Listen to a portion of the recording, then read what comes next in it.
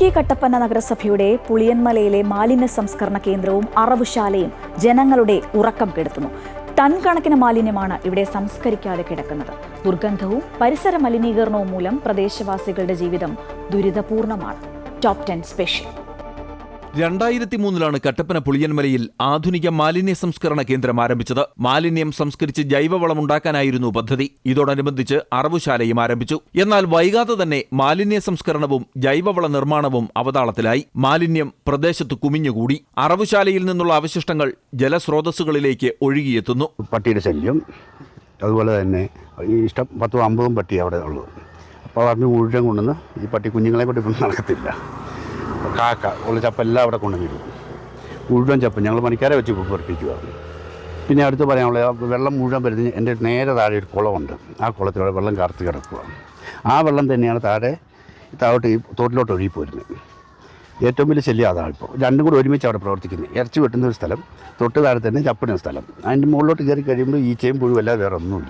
മാലിന്യ നിക്ഷേപ കേന്ദ്രവും അറവുശാലയും ഒരേ സ്ഥലത്ത് പ്രവർത്തിക്കാൻ പാടില്ലെന്നാണ് നിയമം. എന്നാൽ ഇതെല്ലാം അവഗണിച്ചാണ് യാതൊരു സുരക്ഷാ മുൻകരുതലുമില്ലാതെ ഇവ രണ്ടും ഇവിടെ പ്രവർത്തിക്കുന്നത്.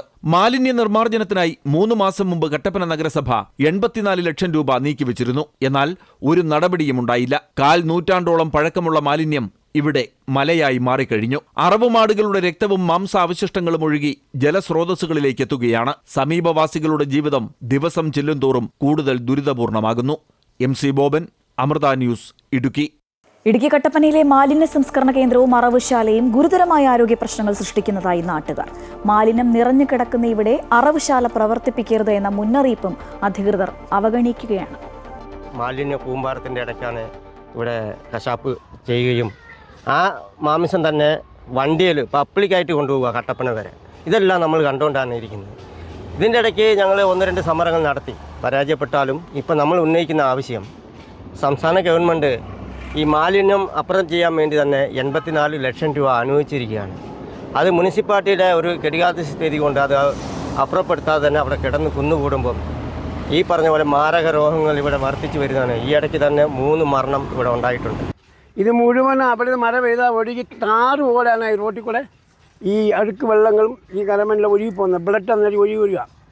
ആ മേഖല വരുന്ന AKT നഗർ എന്ന് പറഞ്ഞൊരു കോളനി ഉണ്ട്.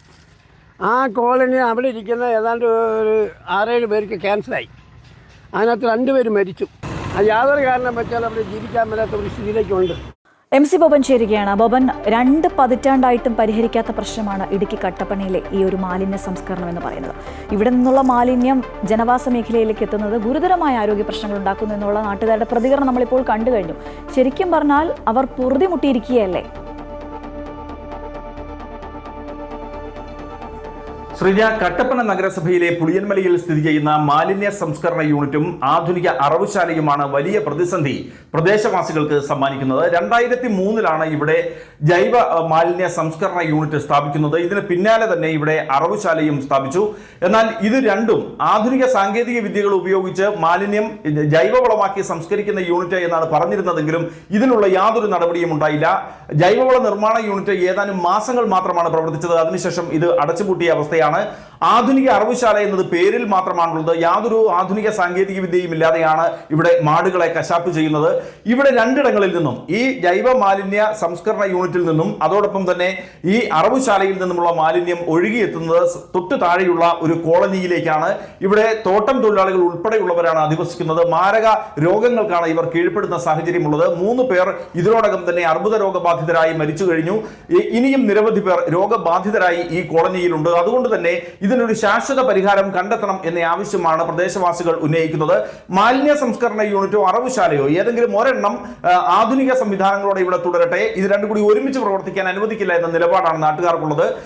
ഇത് കഴിഞ്ഞ ഇടയ്ക്ക് 80 ലക്ഷത്തിലധികം രൂപ മാലിന്യ സംസ്കരണ യൂണിറ്റിന് വേണ്ടി അനുവദിച്ചു എന്ന് നഗരസഭ പറയുമ്പോഴും യാതൊരു നടപടികളും ഇതിന്റെ ഉണ്ടായിട്ടില്ല. അതുകൊണ്ട് തന്നെ വലിയ പ്രതിഷേധമാണ് ഇവിടെ ഉയരുന്നത്. നാട്ടുകാരുടെ നേതൃത്വത്തിൽ പൗരസമിതി രൂപീകരിക്കുകയും എല്ലാ രാഷ്ട്രീയ പാർട്ടികളുടെയും പിന്തുണയോടുകൂടി വലിയ പ്രക്ഷോഭം നടത്തുവാനുമുള്ള തയ്യാറെടുപ്പിലാണ് ഇവർ.